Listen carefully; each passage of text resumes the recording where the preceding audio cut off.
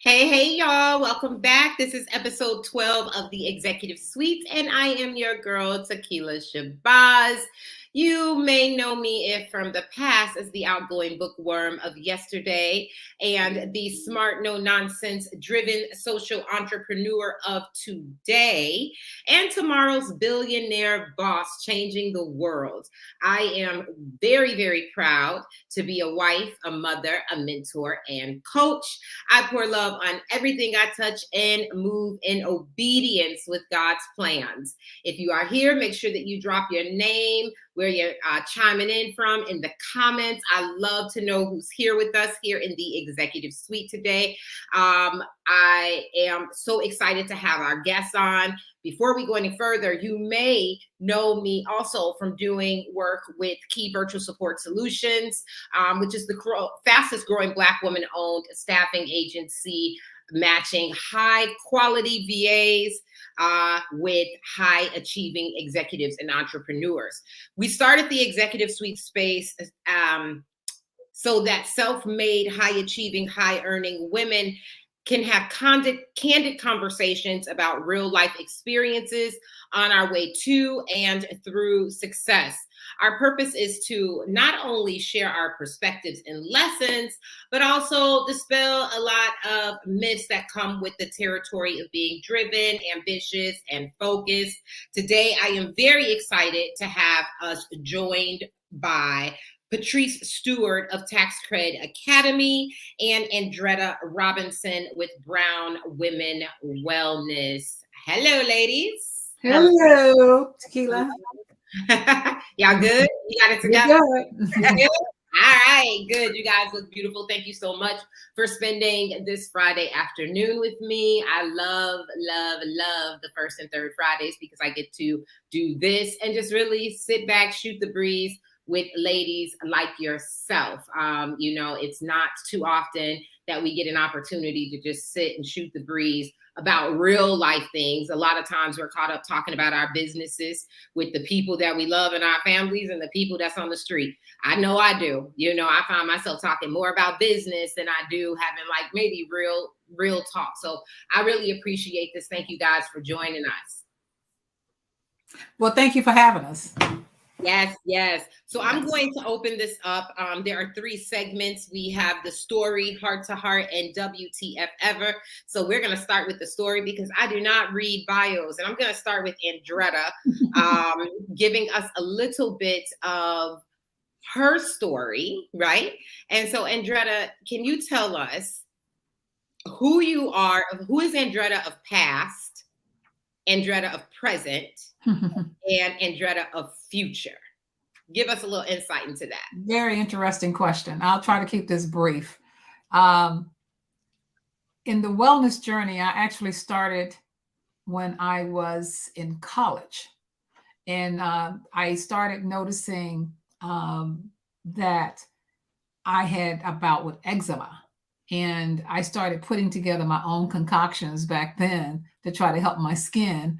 And it was working, and I had everybody in the dorm coming to my room. I had long lines. I was making it all in a crock pot, and I had long lines outside my door.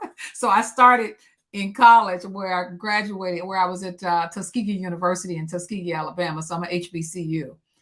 And from there, I just lived my life. But I had a incident. I had a health scare.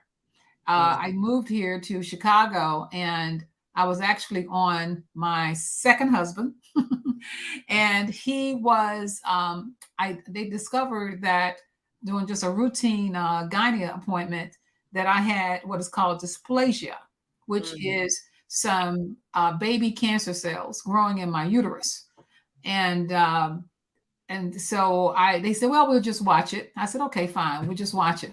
So several years go by, and I go back to my gynae, and she goes, Andretta, this is not looking good. I can see the cancer cells are starting to grow. And she said, so I want to do a hysterectomy on you.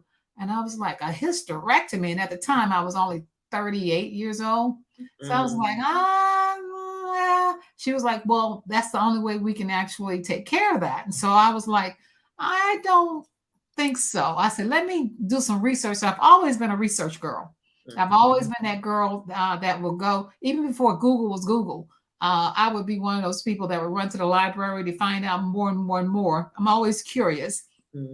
So doing my research, I found out that the procedure that she was going to do actually could be done differently. And I went back to her and I said, you ever heard of, it was called freezing the cells, freezing the cancer cells out. And she was like, yeah, we could. And I was like, well, why didn't you suggest that to me at first instead of surgery? Well, she's a surgeon. So surgeons do what surgeons do. They want to cut on you. And she said, well, I can't do that procedure here, and I was at Loyola. She was like, I can't do this procedure here, but what I can do, we can do it in my office. So we went to her office. I scheduled to go to her office, and she actually froze the cells out within 30 minutes. Wow. And they never came back. And it was all of this. So that led me to be curious about doctors. I said, so if a doctor would suggest a surgery, how many women do you know may have taken her up on that particular surgery, had no ovaries? It would have thrown me into menopause at the age of 38. I had a new husband. I probably it would have been terrible. So that led me on a conquest, and I went and I started doing a lot of homework and research, and I found out, that we were a pharmaceutical business, that the business of health is all about money. And so fast forward, I got into aesthetics. And when I got into aesthetics, I was corporate background, by the way. I came from a corporate background.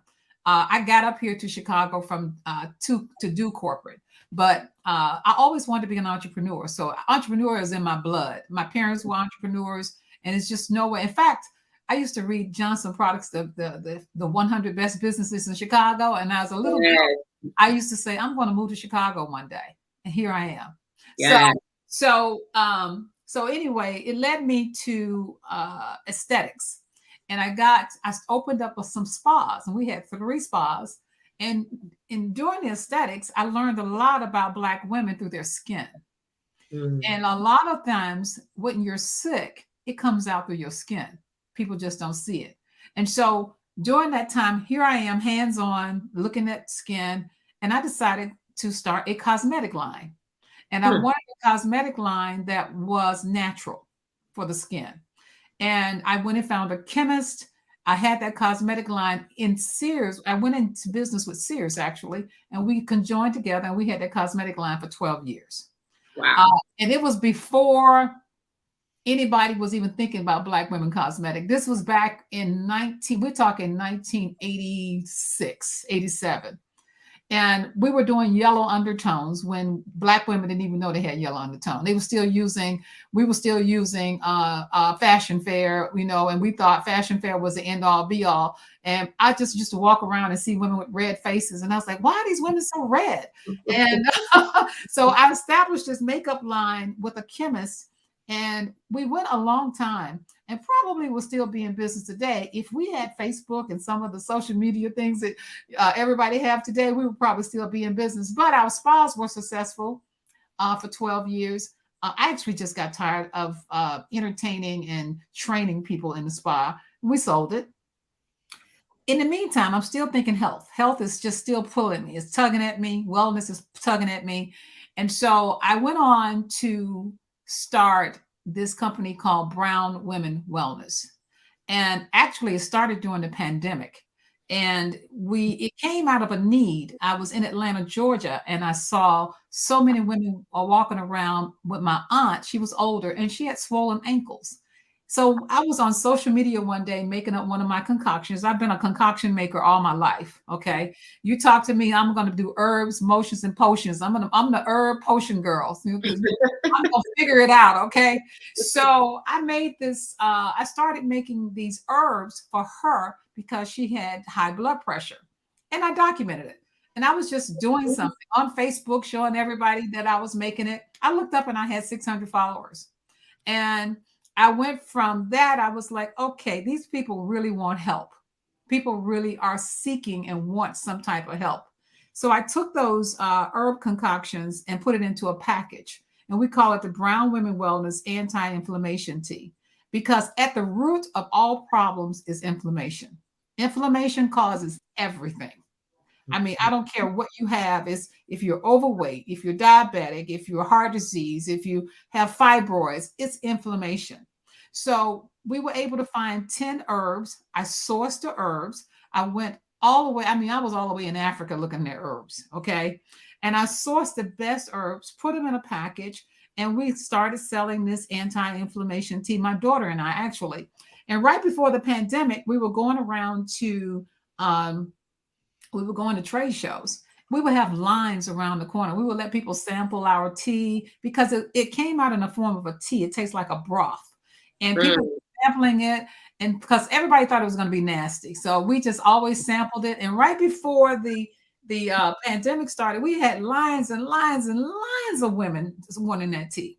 So when the pandemic happened, I had to change. We had to change courses, and we were still selling it online. And then we formed our own podcast called Well Honestly, which, by the way, but yeah, we did form our own podcast called Well Honestly, and we just started talking to our audience. Our audience is women. Now, in between, what I forgot to tell you guys is I went and got my certification as a certified functional nutritionist. What functional means is, I don't know if you ever heard of functional medicine doctors. Functional medicine doctors are totally different from your regular MDs. We operate from the cause. We want to know why something is. Why do you have high blood pressure? Why do you have heart disease? Where did it come from? What's the root cause? So I decided to get my nutrition certification in that. It took me 2 years, and I did get it. And I am now switching courses again. I'm getting ready to offer my services to the masses, and I want to show people how to use nutrition as medicine, how to use food as medicine. And that's where I'm headed. You ask me where my future is. In the next 6 months, you'll see me still under the name of Brown Women Wellness. But I have my podcast. It's called Well Honestly Podcast. The name is actually changing to Power Over Inflammation, because I want to teach people how to get rid of inflammation in the body, because if they do, they will be. And then I had an episode scare too myself. My father passed away in December.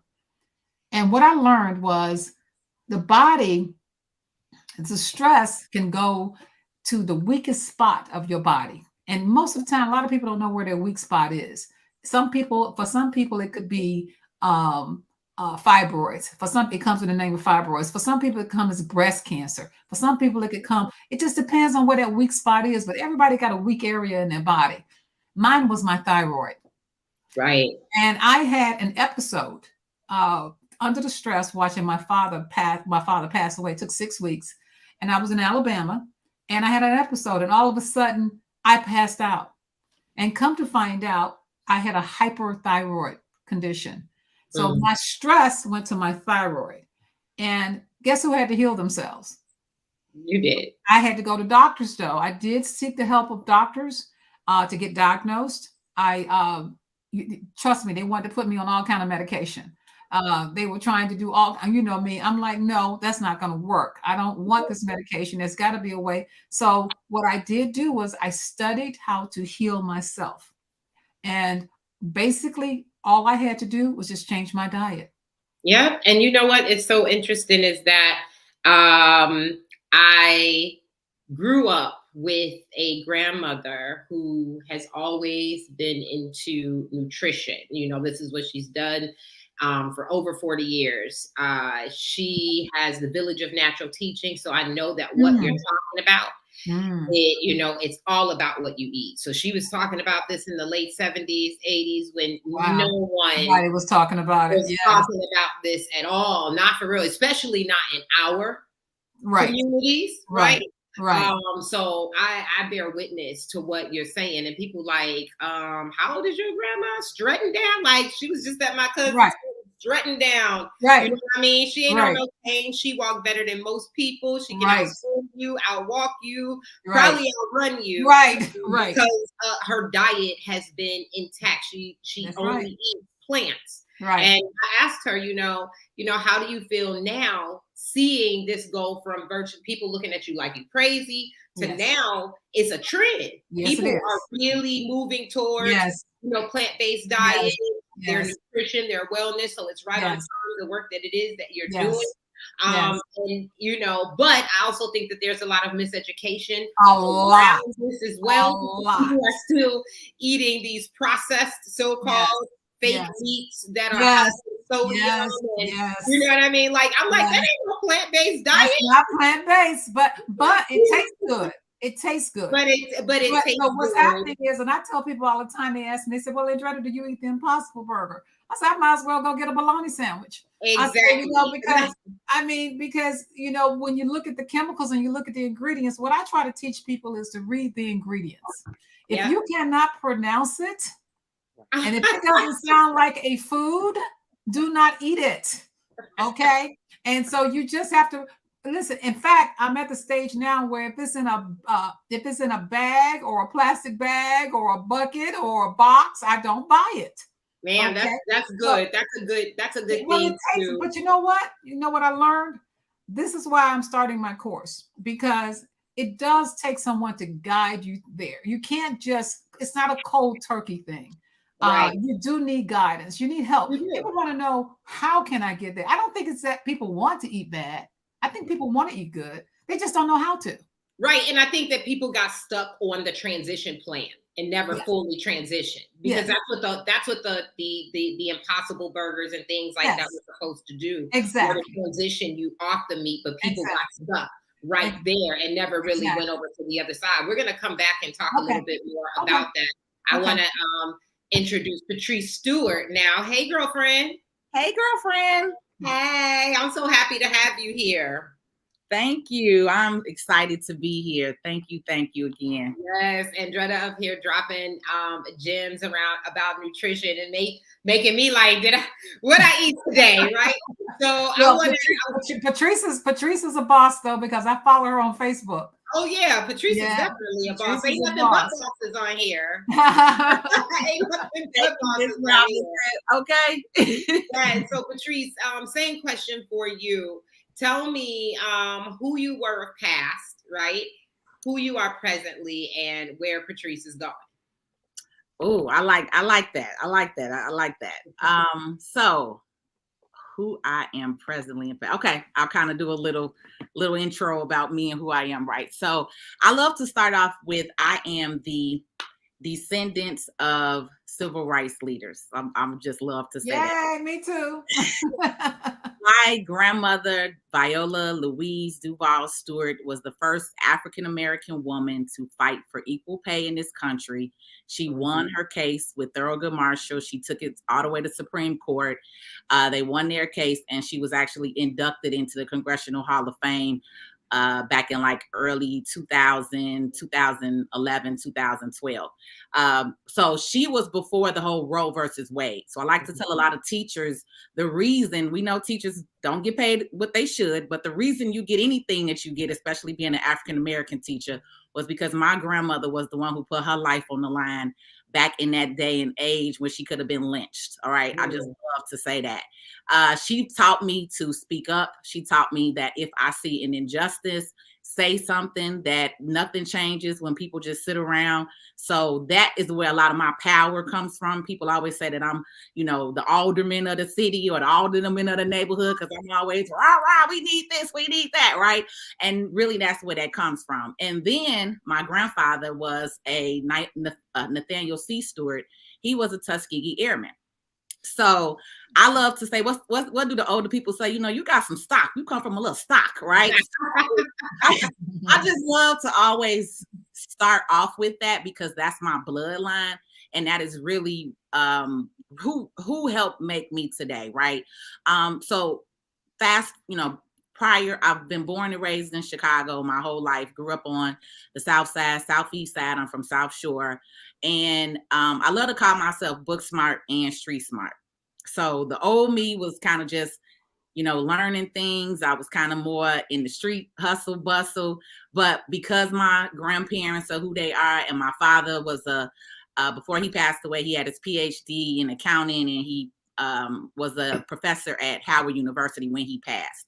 But he's worked at universities like Florida A&M, New York University. So I got to experience life and travel outside of my neighborhood, outside of my community, outside of my block, right, in Chicago, because of my dad. So once my dad moved, I was able to go to, different states, locations. That's how I got introduced to black tie events. That's how I got introduced to theater, golf, tennis, the arts, ballet, right? I had access to that as a kid, whereas after I would leave my dad, I would come back to the neighborhood, right? Back to the hood.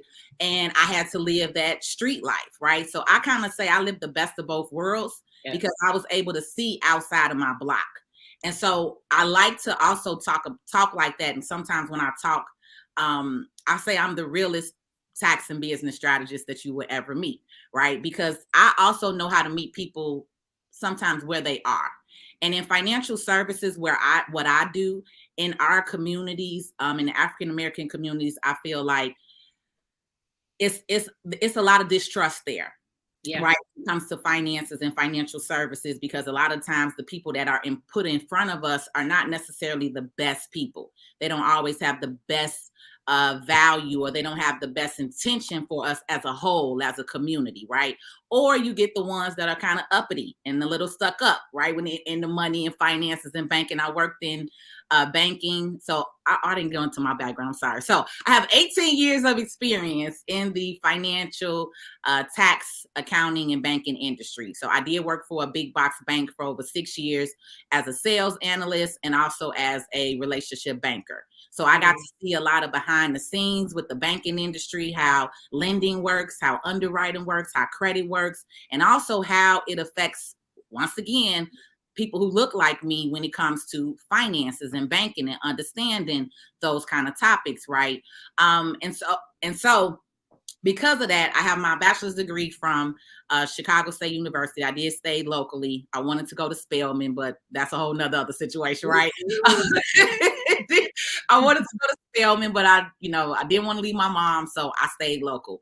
And I learned later on, and that's when I'll kind of get into like who I am now. I learned really all of that doesn't matter. It really doesn't matter what school you went to, what university. It doesn't have to be Ivy League, right? Yeah. You really learn, and I've learned over being self-employed, because I've been completely self-employed since March 2013. I got let go from the bank in March 2013, but I started my company, which was Stewart and Associates, but I now running under TaxCred Academy, right? But I started Stewart and Associates while I was still working for corporate in 2008. So I've been in business for 14 years, right?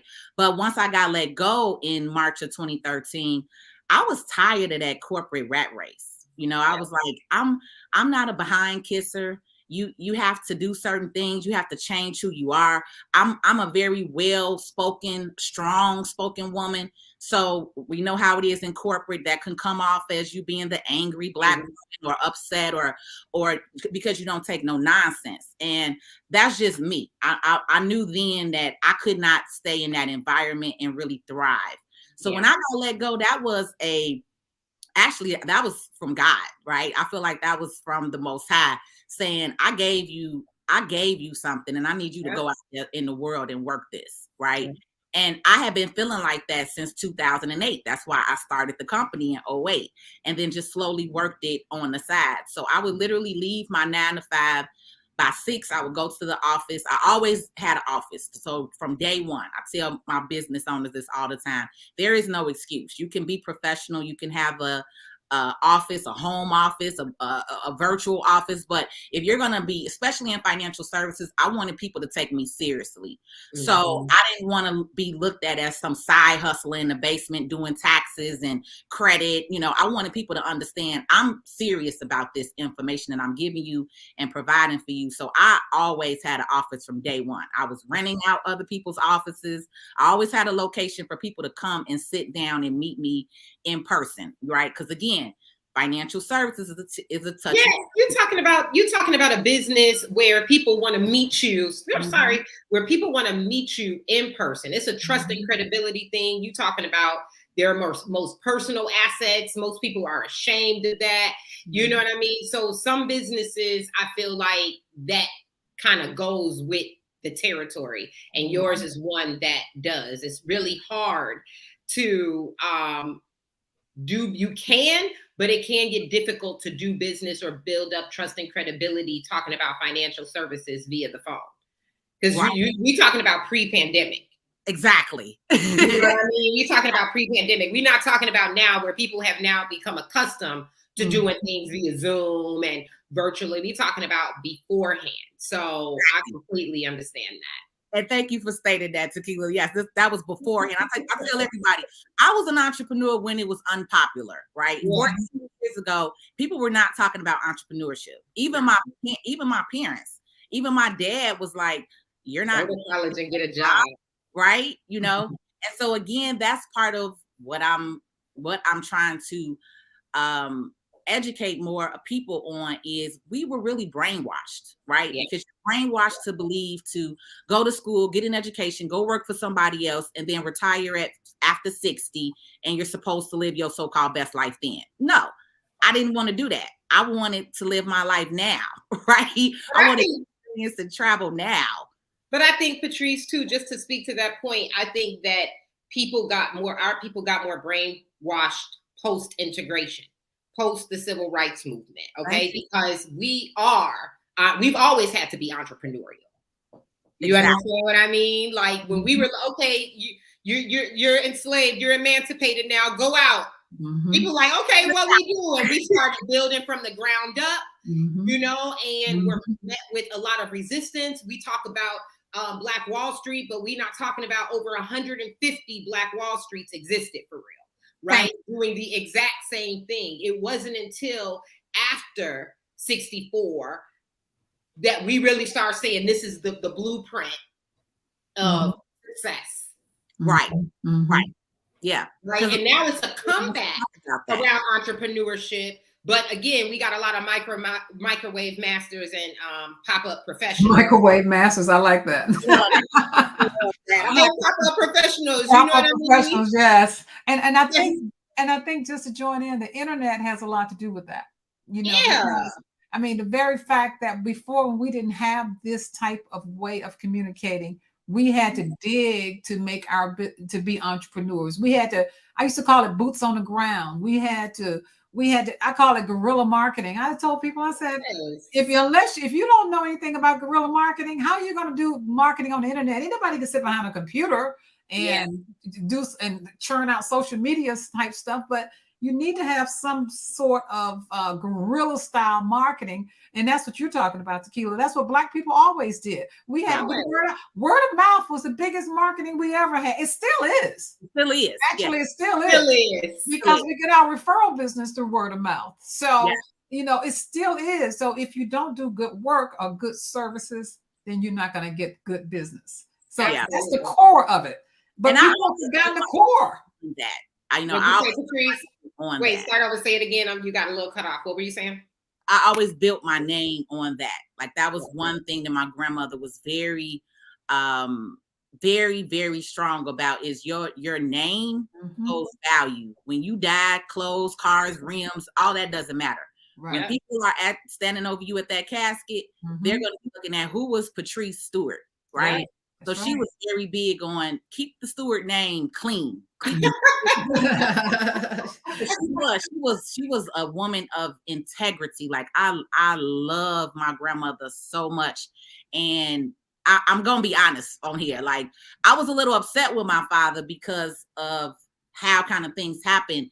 And then even just the fact of like knowing the history of what she did, I'm like, why are we not yelling from the rooftops who this woman is? Right. So even for me, like my real estate company, her maiden name was Duval.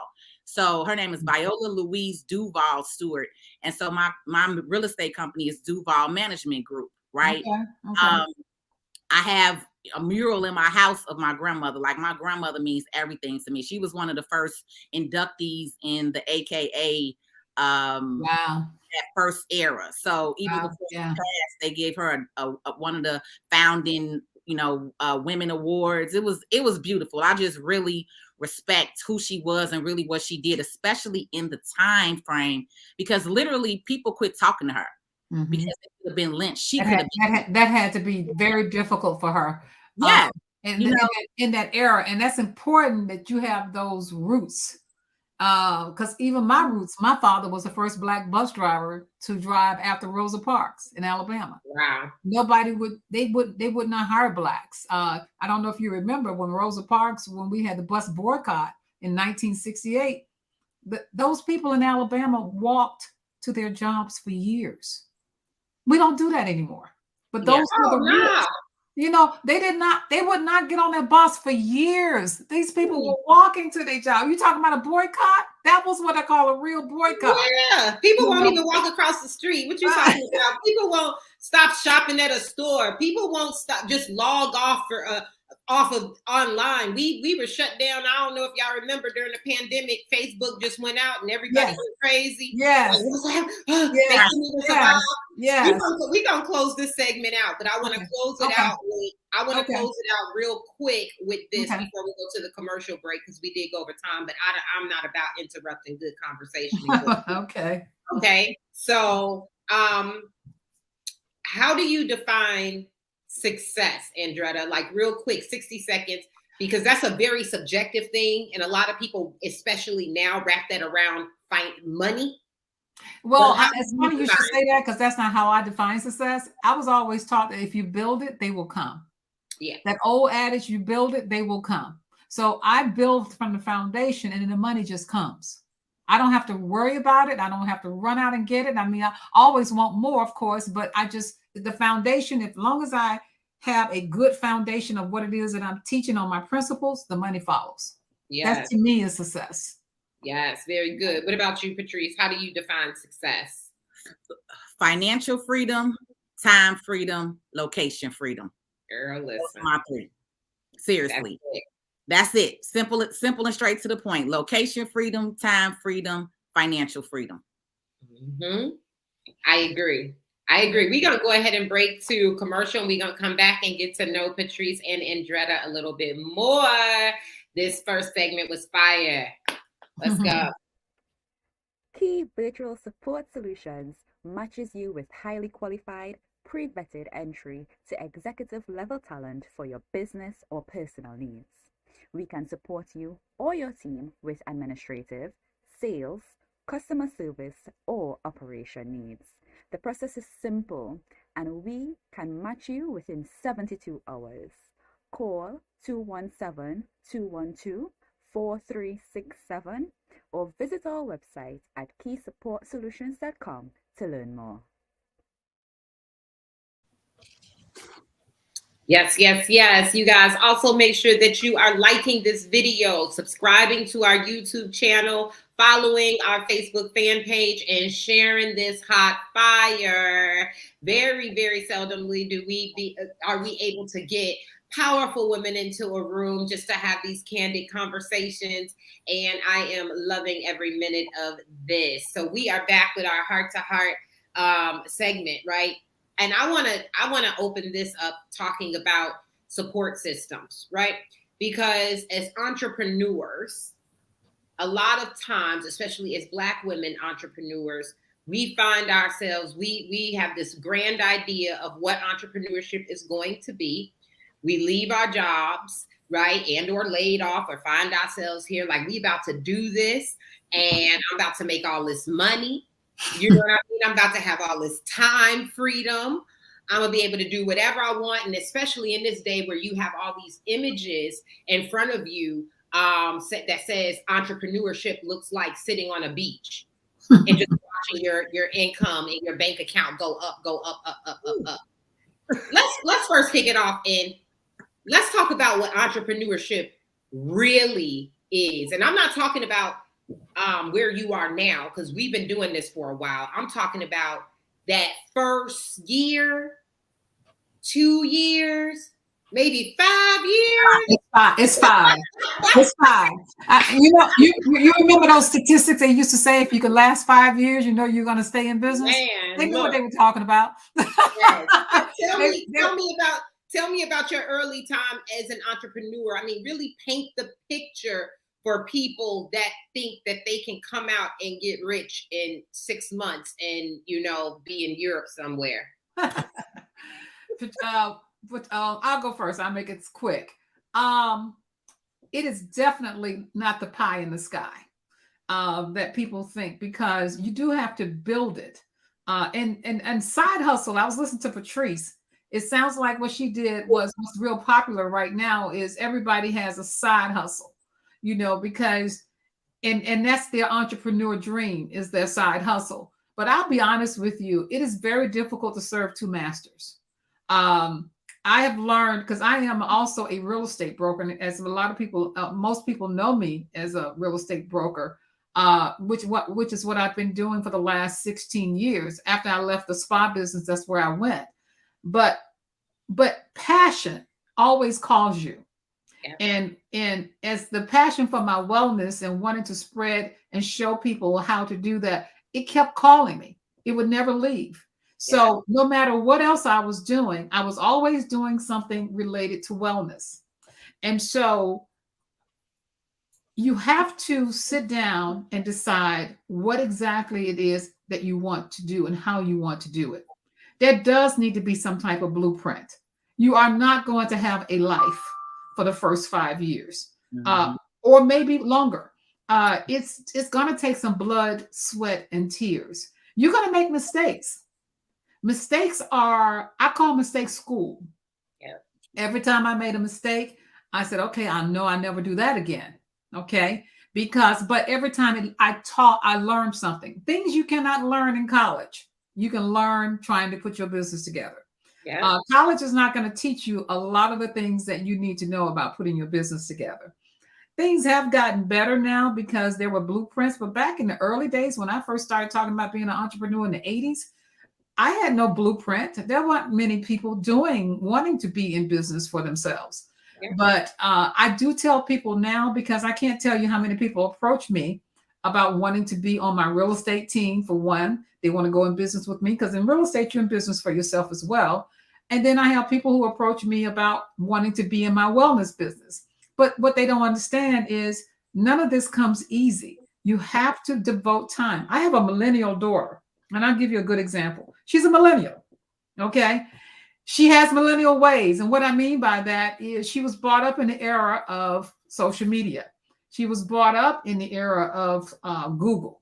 So everything that she does, she wants to do by systems, which is great. In fact, she systematic me. She came in, she said, Mom, let me tell you something. You need systems, which is how I found you, Q, because she was like, you can't keep going out there. I wouldn't delegate. I was that person that was afraid to delegate. I didn't think anybody could do it like me. Okay. I was running myself crazy. I didn't have time for anything because I was trying to do everything. I would never do that again. I would tell people now, you must delegate. You must have to find a way to get other people to help you, so that you can multiply and duplicate yourself. You'll never be able to duplicate yourself if you don't get people to help you, if you don't have systems in place. So systems I learned through my millennial, and she has been a blessing. But at the same time, there are things that she doesn't understand, because here I am, I'm still doing some things old school. So what I learned is it's a marriage. How do you marry old school with the millennial way of doing things, which is systems, to make a great business? And if you can, when you figure that out, that's how you know that you can be successful. Yeah, I have to completely agree. You said you dropped a few nuggets. Number one, I just did a 5-day challenge for people, and I don't care at what level they were, whether they were just starting out, and some of them being high 6-figure earners. People don't even have something as basic as what I call the MVPs: your mission, your vision, your values, and your purpose. How in the heck are you doing business and don't know where you're going, why you doing it, what your values are, which is your laws that govern you, and how you do business, which dictates who you bring on your team, who you work with, right? And this is how people get into this mode of just working with anybody because they're not clear about that. This is how people get into the mode of hiring out of desperation, right? And falling apart. So when you say this, I always talk about the MVPs. I always talk about, about to do a 10-week intensive on strategy, structure, systems. You need those in order to scale in general. And even in old school, we had systems. It may have been a little bit different. It might have been a file cabinet with some file folders.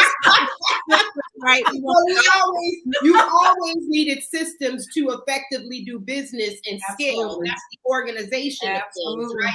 And I'm like you, Andretta, I bring the new school because you have to stay with the times and you have to be willing to change with the times in order to grow in the times and in the future. I call myself a futurist, but I also am not afraid to pick up a phone and actually call businesses. People need to pick up the phone now. They just send out emails and text messages.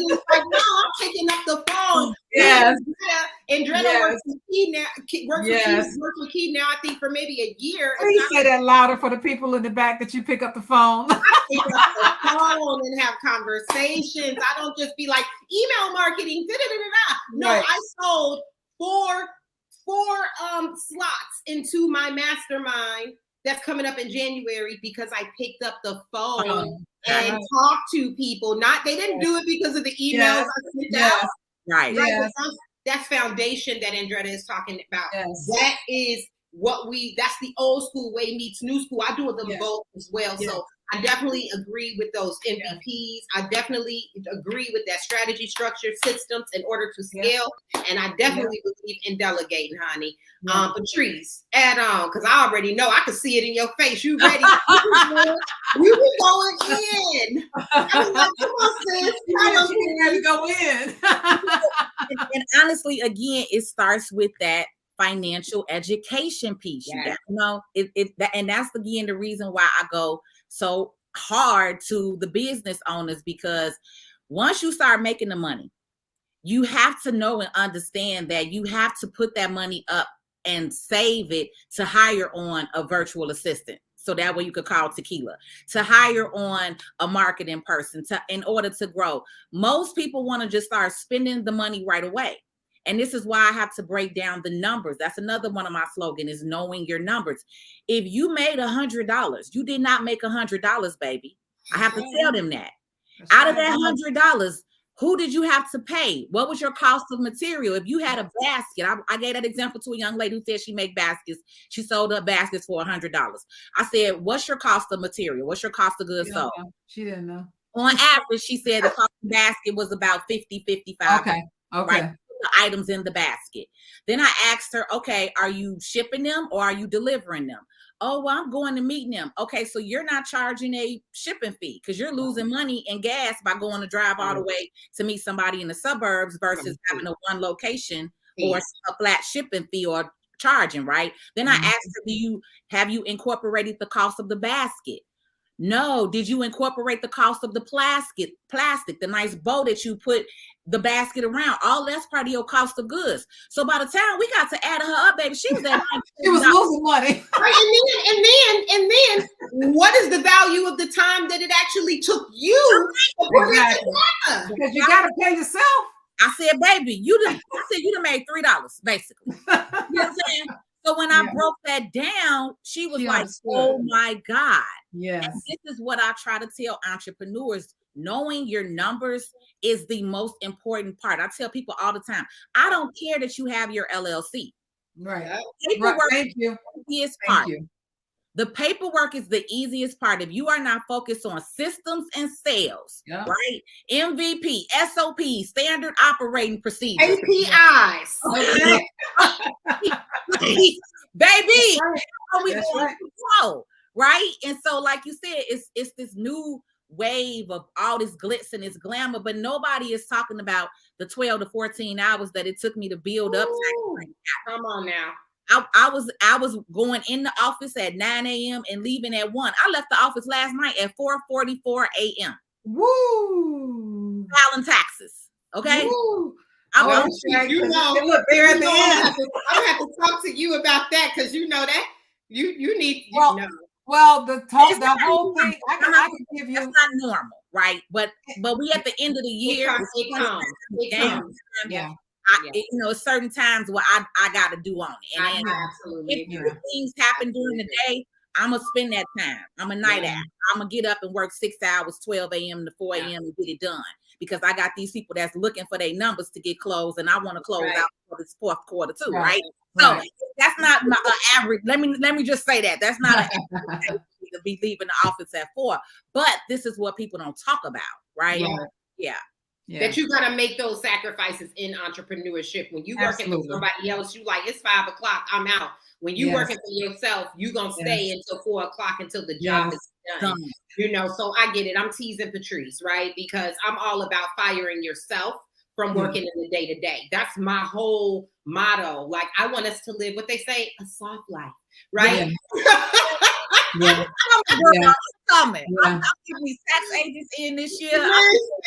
Listen, and that's the biggest reason why now I'm moving into the space where I am teaching individuals how to scale their business into an agency model so that you can make an exit, whether make an exit where you're sitting on the chair of your company and you're hiring another CEO, whether it is you are working a 4-hour work week, whether it's work is, I believe work should be optional after a while with entrepreneurship. That should be your exit strategy. And not enough of us create exit strategies for ourselves, right?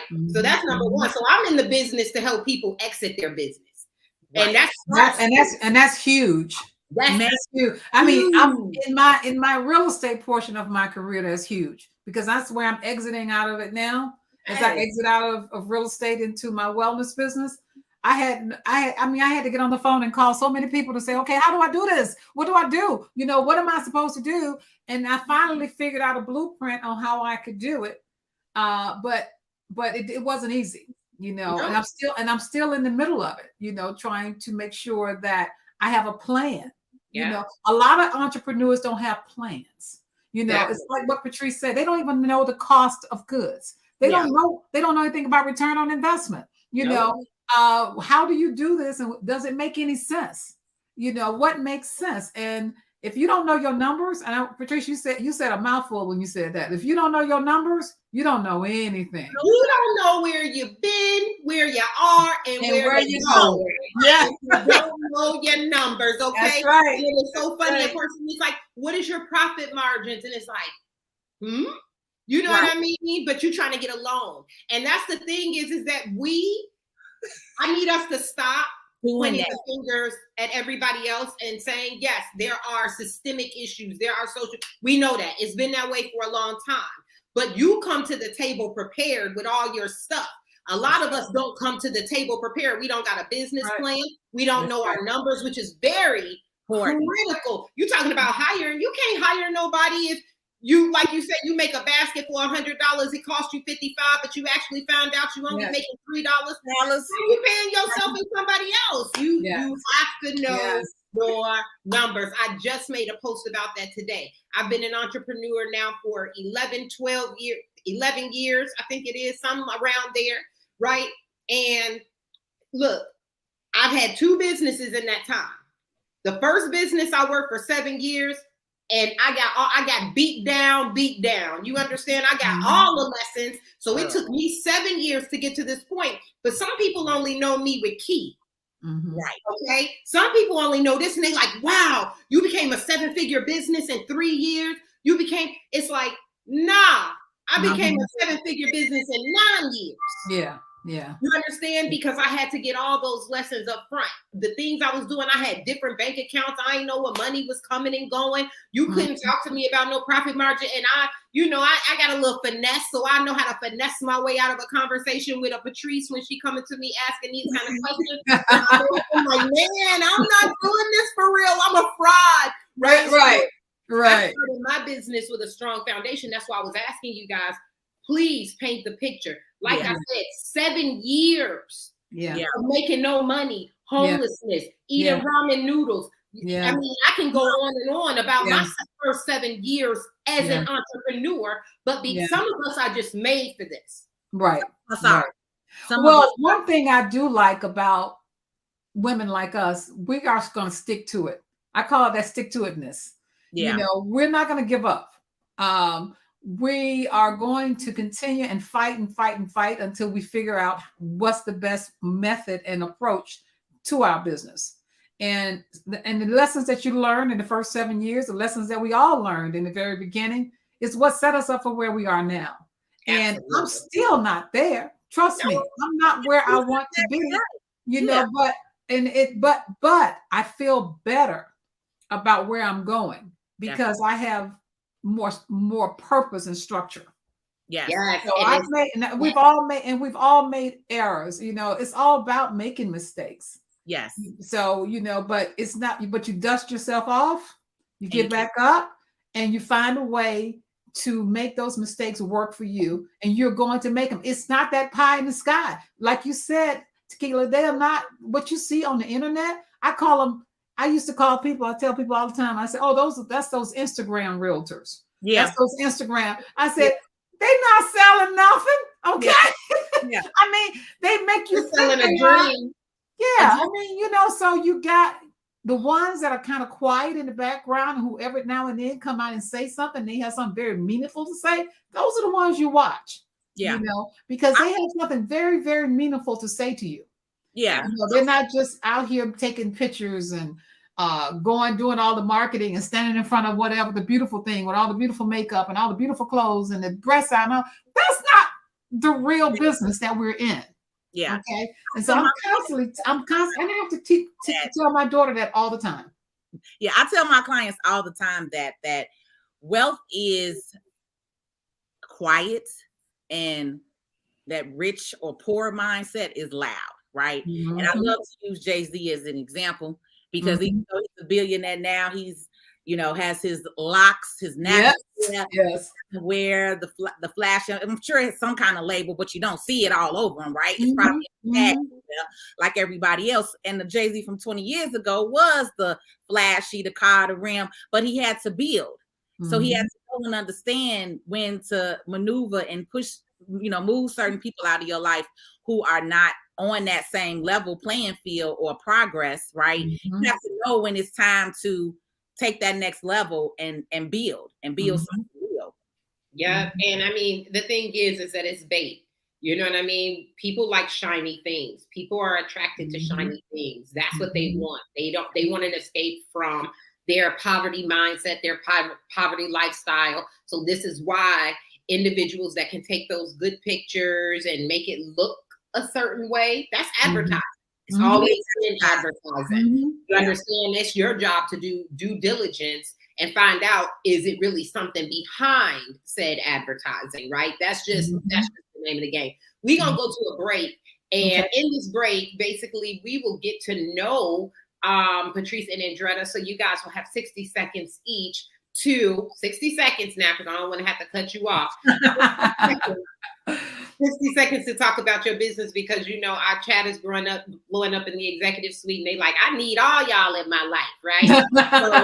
So, we want to go ahead and make sure that we get to know you. I'll go ahead and start with you, Patrice, with TaxCred Academy. Let's go ahead. Let's go. When you see yourself pop up, you on.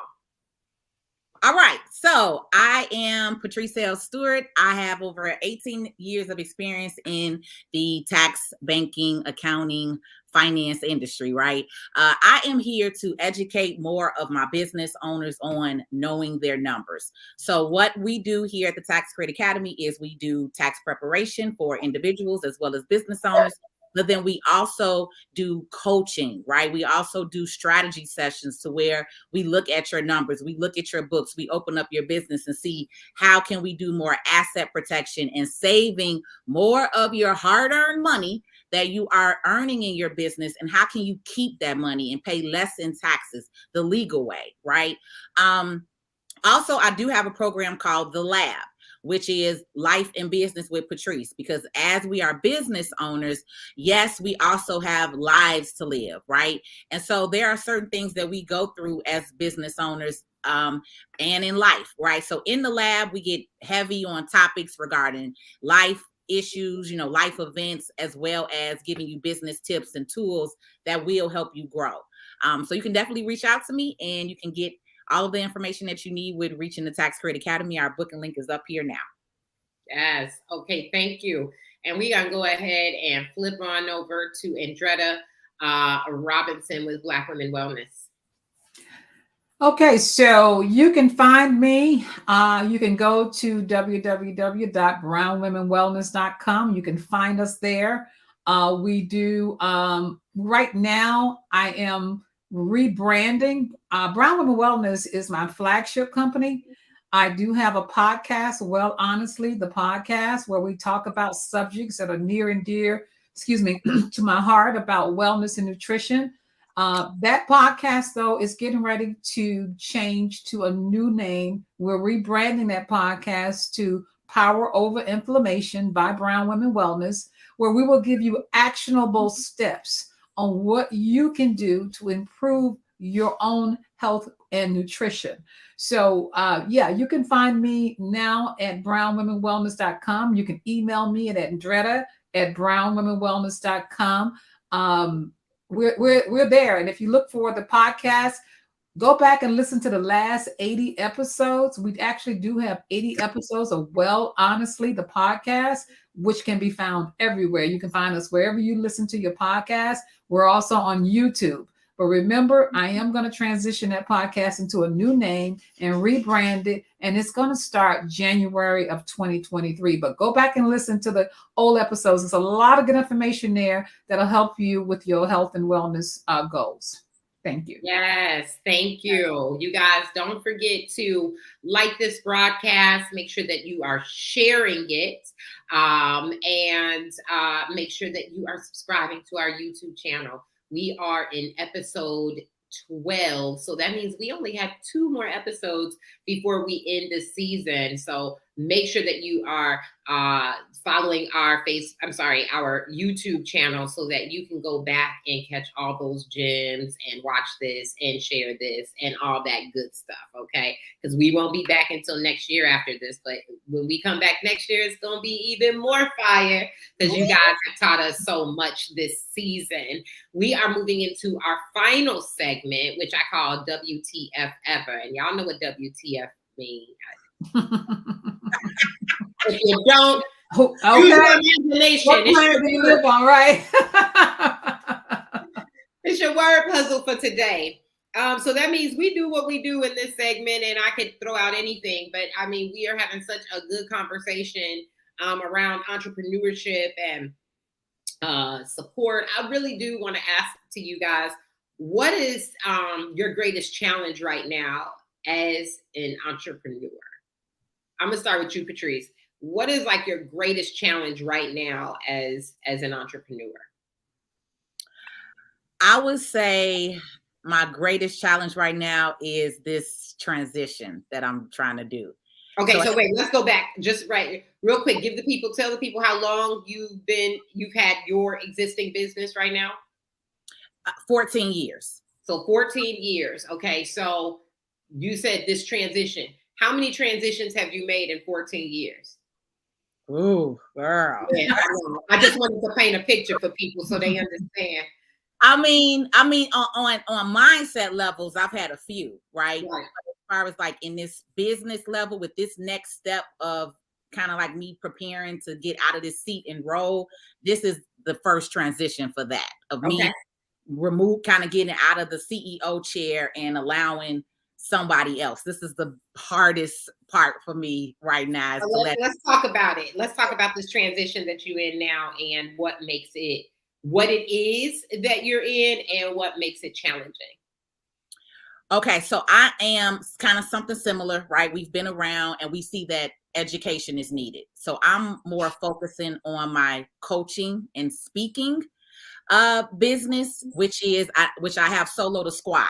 So pretty much what I'm doing is teaching entrepreneurs how to transition from solo entrepreneur to having a squad, right? I wanted Solo the CEO, but Solo the CEO was already trademarked. I And like Solo the Squad though. Solo the Squad, one of my TikTokers gave me that. So I have to give her that. She messaged me and she said, Patrice, what do you think about this? So I love that. So we're in the process. That trademark filing is in process right now, right? For Solo the Squad. But really, so that's the thing. I'm really very big too on us tapping into our God-given talents, right? And for me, it's always been empowering, pushing people to do better, to do more, talking and speaking to the community.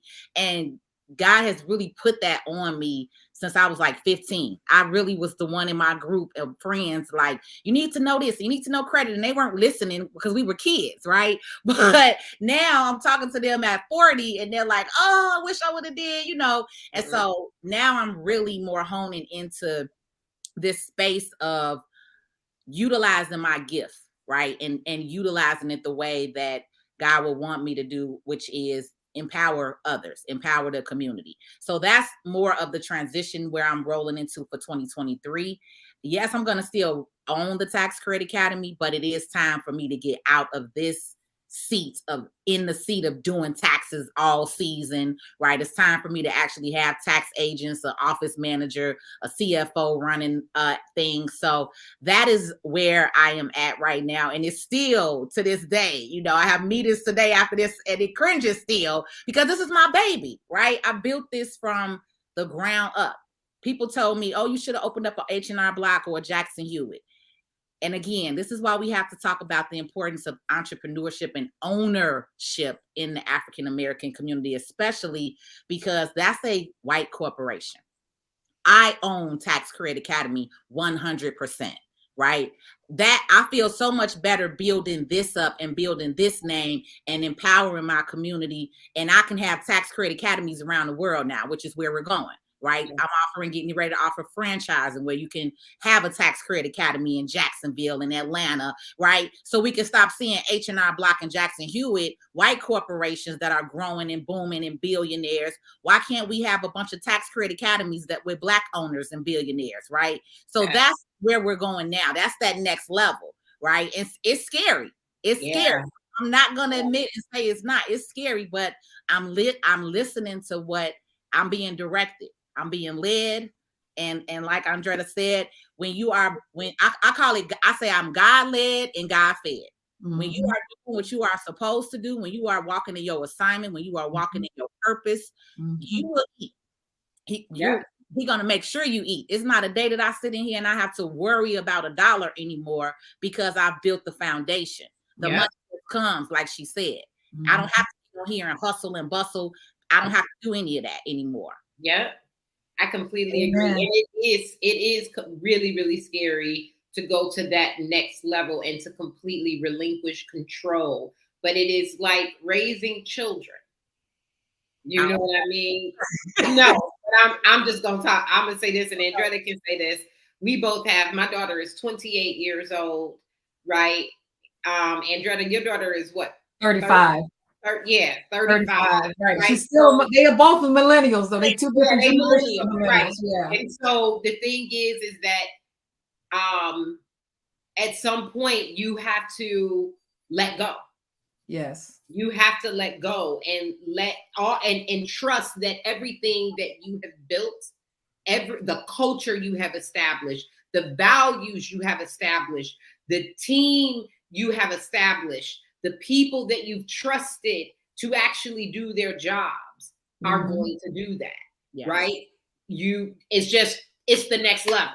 Yeah. That's the next level. And that does take a certain shift. Me and you are in the same place, right? So I really love this transition for you. I love that. And I love Solo the Squad. Andretta, what about you? My biggest challenge right now is getting the word out. I mentioned to you guys earlier that I'm transitioning, and I'm so happy to have a daughter that can actually do the same things that I do. And she's able to take the reign and take that. My real estate business is very successful. It's been very successful. I was just named who's who of real estate in the Chicagoland area. So it's very difficult to say, take a very successful business and say, okay, I'm going to now put you over here for a minute because I really got to follow that God voice. That same voice that you hear, Patrice, I hear it too. Okay. And I see so many sick people, our generation, Black people. I'm watching them, I'm looking at them, and it just hurts my heart when I do.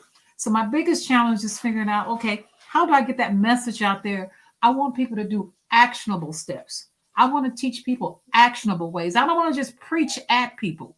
A lot of people, everybody knows they need better health. Everybody knows they need to eat better, but nobody knows how to do it. And so the biggest challenge for me was, how do I get them to actually do it?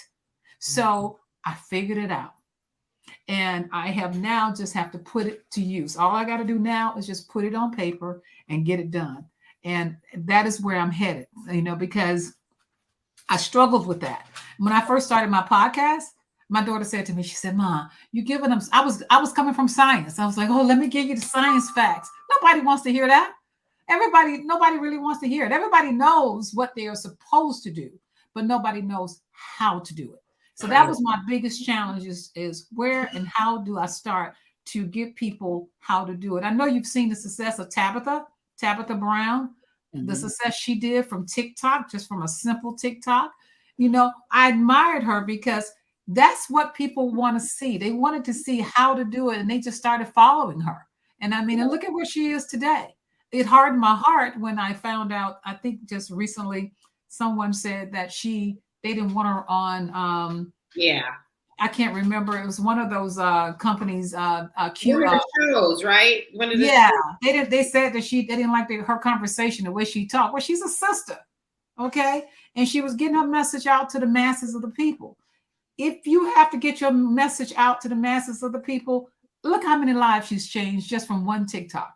Yeah, just showing people. Well, they came to her. She don't need them anyway. Yeah, she did. Yeah, exactly. And believe it or not, she had been around a long time. She didn't just come on the scene. Oh, I know. So it just lets you know that you do have to work hard to get there. And sometimes it just takes one little thing. That one little thing can change everything. And that's that one little thing that I think I have found it.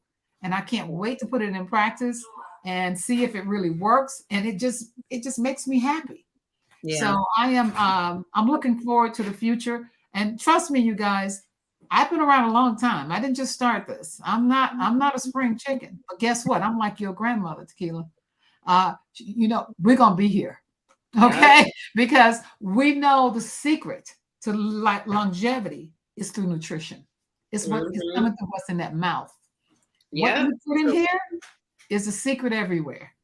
We just got to show you how to put it in there. Where you still, because we were raised on soul food. Come on. Right. We were raised on, we were raised on fried chicken and macaroni and cheese. And we were raised on all that stuff that's killing us, giving us all these diseases and stuff. But we like it because it tastes good. It does. I was thinking about it right now. Like, yeah, it tastes good. So what we have to do, what I have to do is, show people how we can transition into, it still can taste good and still feel good. But I want you to walk around and don't have high blood pressure. Don't have heart disease. Right. Don't have breast cancer. We're getting breast cancer at the age of 30 now. Colon cancer is coming in at the age of 30, 35.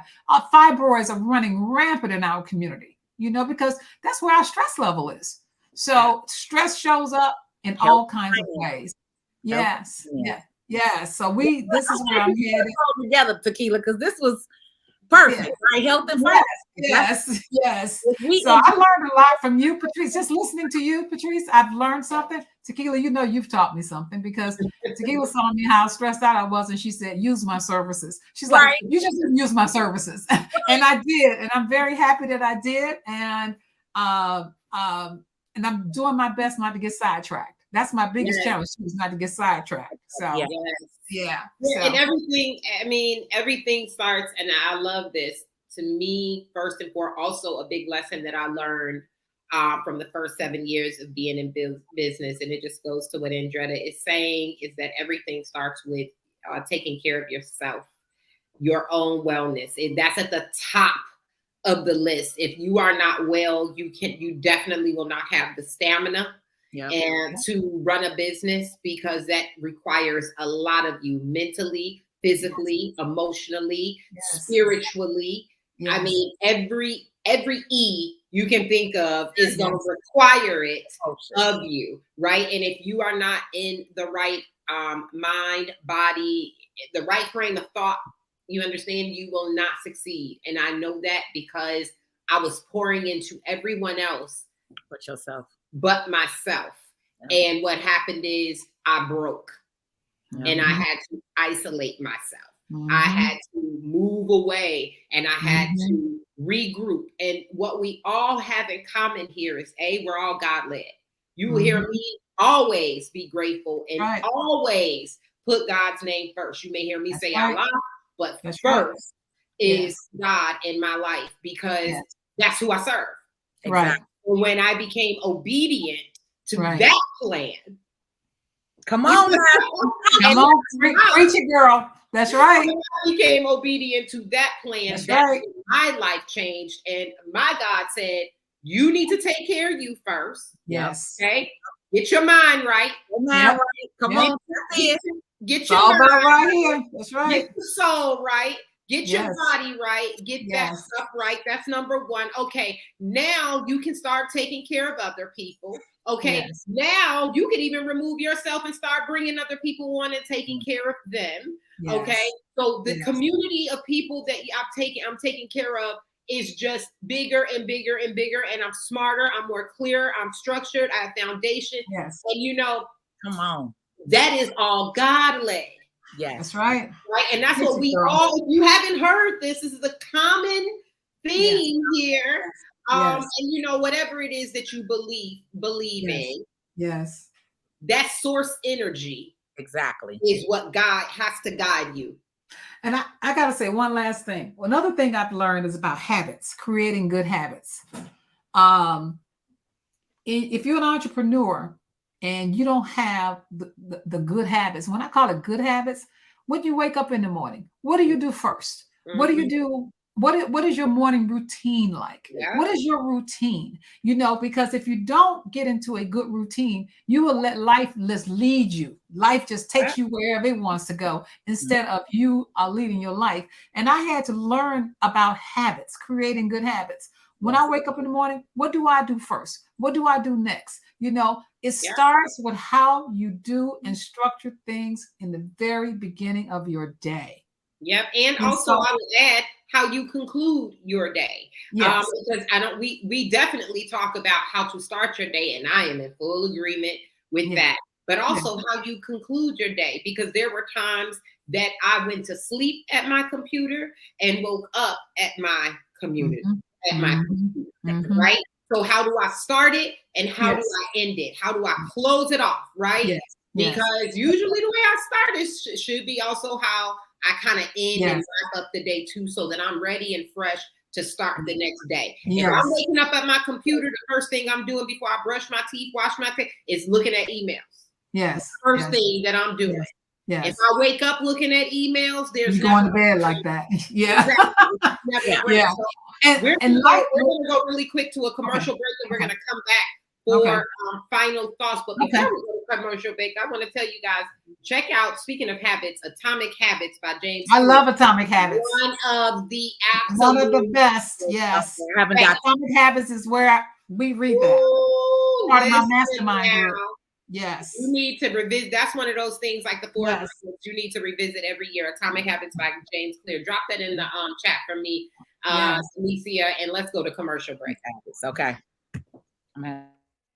Key Virtual Support Solutions matches you with highly qualified, pre-vetted entry to executive level talent for your business or personal needs. We can support you or your team with administrative, sales, customer service, or operation needs. The process is simple and we can match you within 72 hours. Call 217-212-4367 or visit our website at keysupportsolutions.com to learn more. Yes, yes, yes. And also do not forget to follow our Facebook fan page, subscribe to our YouTube page, and share this podcast out to your network if you have gained anything from today. I know I have. We're going to come back and have some closing words with Andretta and Patrice. Okay, so you guys, it has been like an absolute pleasure having you guys and talking about, I mean, it's so much. We talked about putting God first. We talked about wellness. We talked about know your numbers, understand that is the metrics, and it all aligns. And, it just goes back to this work. I have to do this. You guys seen that I run Key Virtual Support Solutions, which is an agency that takes high quality. We source, we pre-vet, we do all of the hard work for you. They do. Talent. I am a testament of that. Yes. And finding this great talent, right? We do all of that and we match them with you so that you can get out of your own way, right? So we talking about administrative, we talking about sales, we talking about customer service. We are also talking about operations in general, from the assistant to the management level, entry to executive level. We have it for you if you are serious about business. And I think Andretta said it, you need to be able to delegate. But also what Patrice is saying and what I'm saying is that you have to be able to have a strong foundation. And sometimes we don't have that. So you can definitely check in on some of the things that I'm doing. We'll drop the website because I can definitely, we have a 10-week intensive coming up in January. Because January, top of the year, January 3rd, new year, new me. Everybody is excited.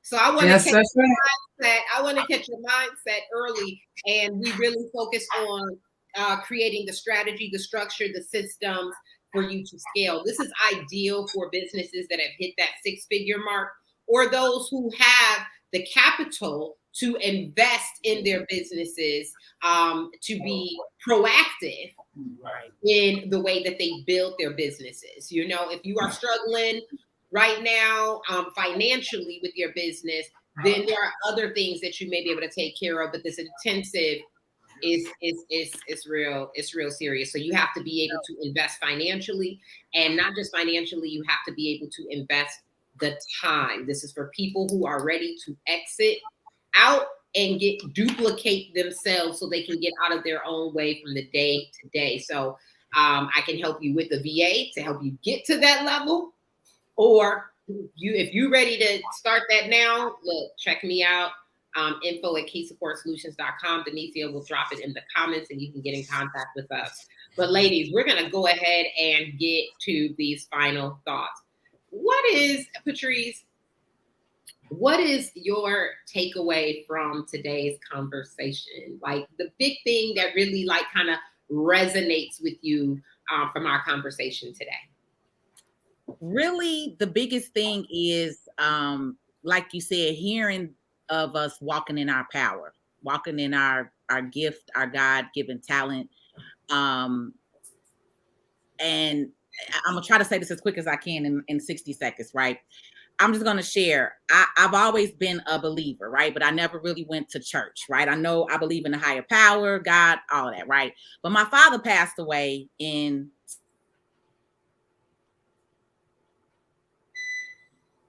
She froze. She froze. She did. She froze. She gonna come back. Okay. She's gonna come back. Andretta. Yes.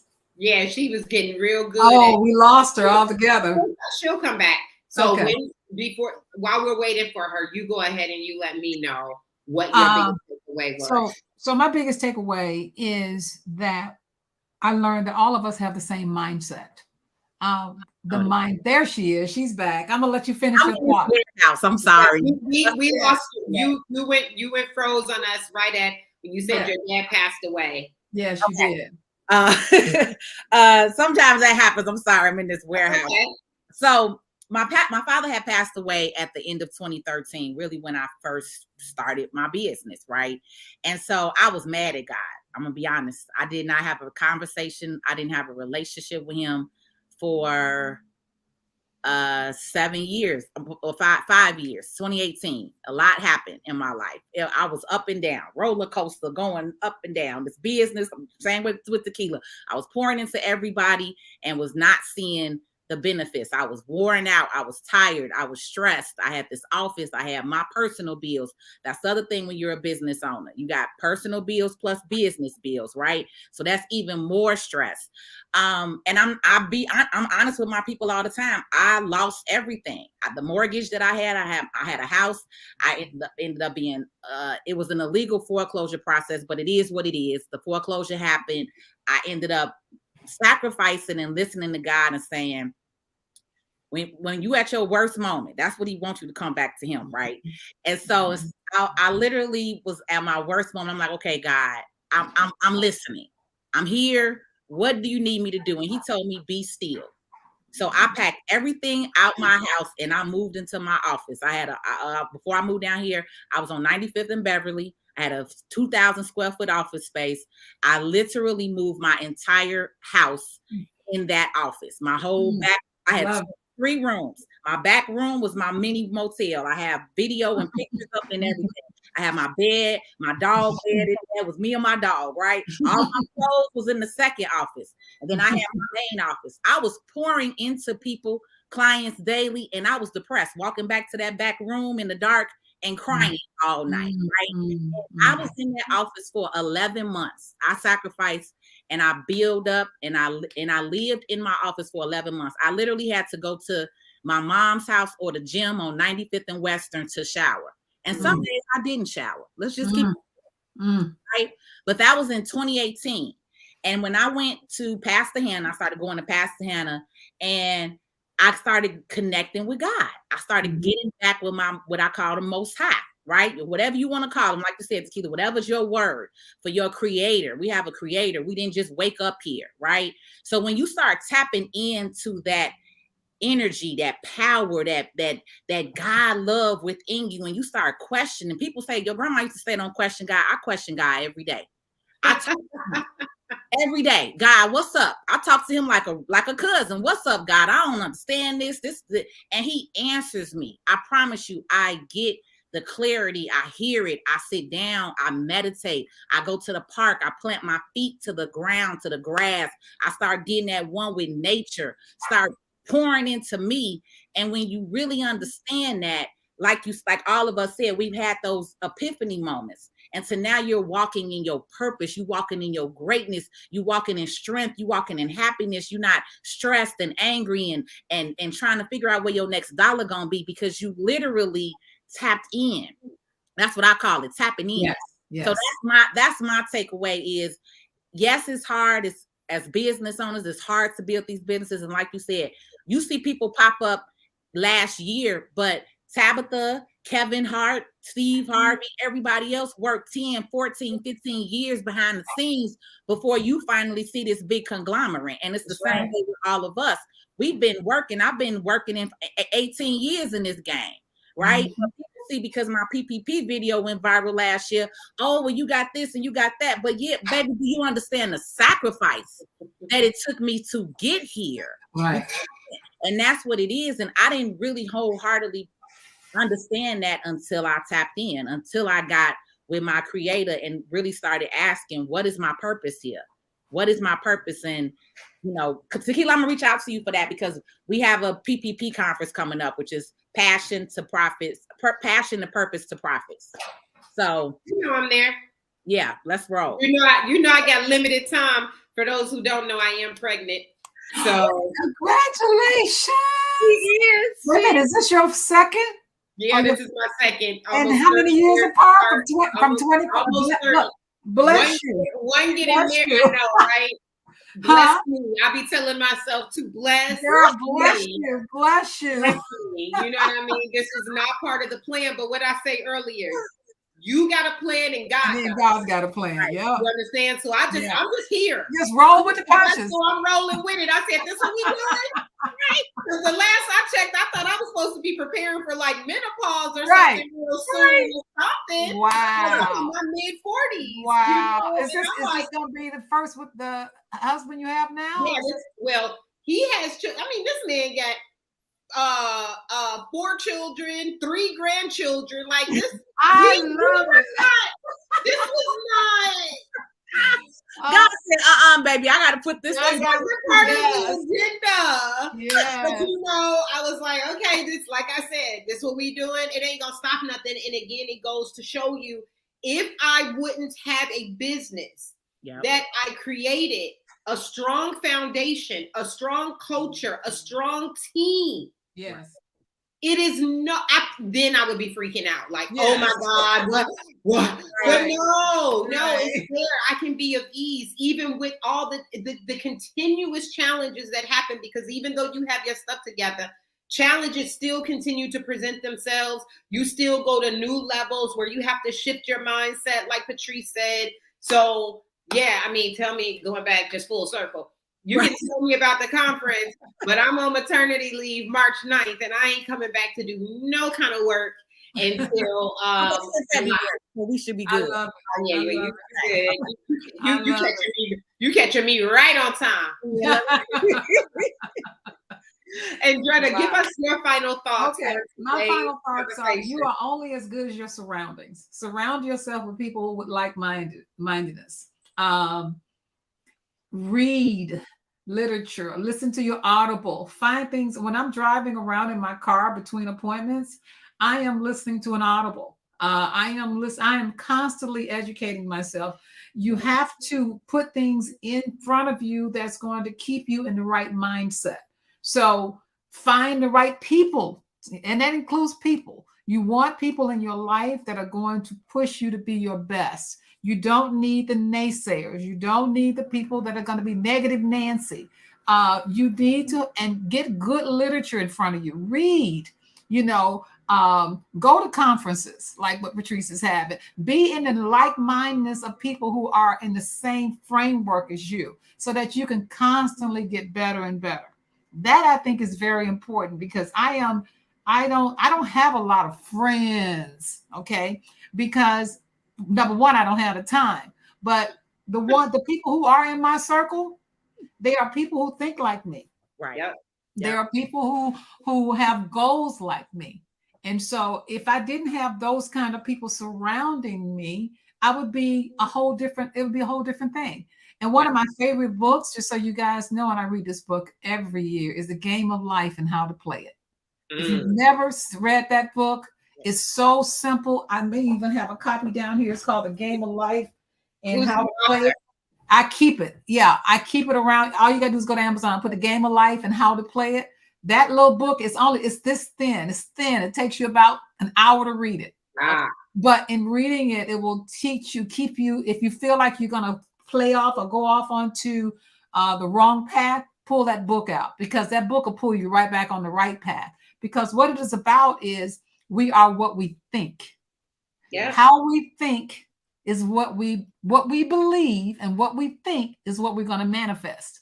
So if you manifest negative thoughts, if you manifest negative things, you're going to bring those things into your life. You cannot be in both places. You can't think negative and positive at the same time. Right. You can't say and worry about where it's going to come from, and then at the same time say, I believe. You got to, it's got to be one or the other. Come on. One or the other.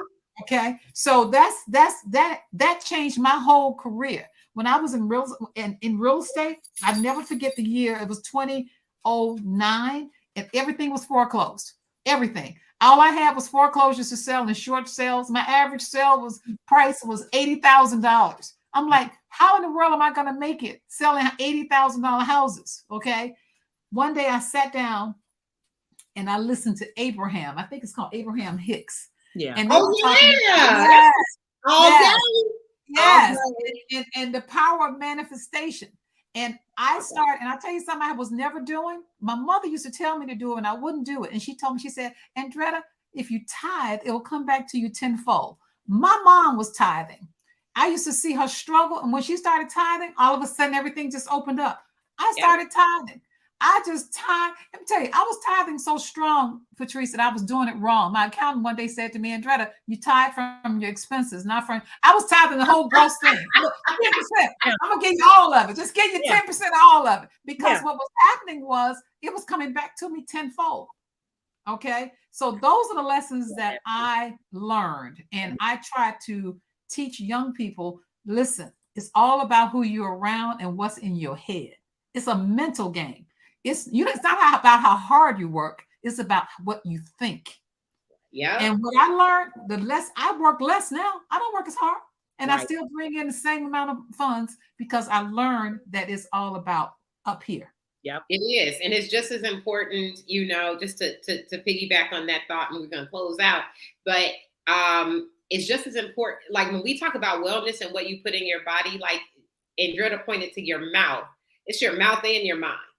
Yes. You know what I mean? It's what you put in, what you ingest.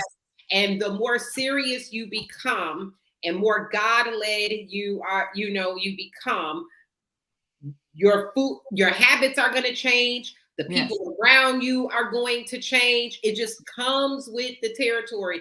That's why they say sometimes that entrepreneurship is lonely.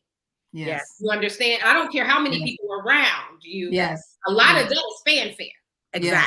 Yes. Okay. They not there, like Patrice said, when she was going in the back to the dark with her and her dog. You understand? Nobody was really there blowing up the phone. You know what I mean? I know that. Like, you know what I mean? A lot of times people will think, oh, I know when I met my husband, all these people love you, boy. Right. It is the difference between fans, friends, and family. Yes. You understand? Yes. And that's okay. I have an appreciation for all relationships and connections. Yes. But then, Andretta, I have to, agree that the way what you put in your mouth, what you put in your mind, all equally important, right? To your success. Because I'm like you, I'm listening to Audible, I'm always reading, I'm surrounding myself with people that get it. Yeah. This is why I do this podcast. Right. You understand? Right. So we can get in the room and have these conversations. I'm not just making this stuff up. You know what I mean? I'm not trying to discourage you. I'm trying to tell you the real, because there's so many people out here telling you the fake. I had a whole one-on-one conversation with a young lady who said she wanted to start a VA business. And I said, well, what are you making at your current job? And she was like 115,000, 17,000, something like this young lady too. And I said, and with those prices that you just said you're going to charge for VA, what you think you're going to make? Because you only one person and you're going to cap out, sis. Yes. You might want to reconsider how you get into this. And then she like, I did that for free off a favor. Then I said, you know what, if you want some coaching, you making 117,000. I offered it to her. Oh, I had this. Well, why are you sitting in front of and asking me questions? Right. You got all the answers, and based on those classes and those courses, those digital courses and things that you took, you got misled. Not done it. Yep. You got misled. And I'm not saying that you can't be successful, but it's going to be a hard, long, cold journey. So when you run into people that have been doing this and they say, I have the blueprint for you, and this is what the cost is, pay it if you value your time, period. That's it. That's my final thoughts right there. And I'm sorry. Look, my little baby. You went off on a tangent, and I love it. She an Aries. She giving me her Aries energy right now. Okay? So y'all know. This Aries and Sagittarius is just all over the place. I'm like, okay. So you guys, I have had so much fun with you guys. I hope that in season 2, with some of the things that I'm shaking up, that you'll come back and be a guest with me again. And I love this. I feel so full. This is exactly what I needed before. I just had an epiphany while you were talking. I just want to let you know I had an epiphany today. What's that, Andretta? Tell me some epiphany. I was trying to figure out how to marry the nutrition with the mindset. Yes. And today I got the solution. I just want you to know. Listening to you guys, because it's got to be together. The two have to go. I was going to separate them, but now my epiphany is they have to be at the same time. And you see why it's important to be in the room with people that are thought leaders and innovators. And sometimes it's not even it's not the subject, but it's what you're talking about that you can find the inspiration and be like, have those aha moments. So I really appreciate you guys coming in. Listen, I got to write it down before I forget. Please do. Have a beautiful Friday. Enjoy. We're all in Chicago. Very rarely do I get that treat. So go out and enjoy this good weather. Bye, you guys. Thank you. Bye-bye. Thank you for having me. Thank you. Bye-bye. You guys, it was super fire today. I am so happy that I had a chance to hang out with Andretta and Patrice. And we definitely are going to be back the first Friday of November. And you'll see who our guests are at the end of the show. Right now, I'm going to head out because we have gone over our time. And I truly appreciate you guys tuning in with us this week to talk about mindset and putting your source energy first and making sure that you're eating good and you're thinking good and you're surrounding yourself with the right people and you are building strong foundations for your businesses so that you can have strong foundation for your community. And of course that starts with self first. Okay. So we are heading out of here. You guys have a nice Friday. I'm going to New York to go and celebrate my baby girl, my eldest, my firstborn, her marriage, her engagement, I should say. So she's getting married next year. So I'm getting ready to celebrate her engagement and then turn around, come back to Chicago to celebrate my hubby's birthday. I'll see you guys. Enjoy your time. Bye-bye.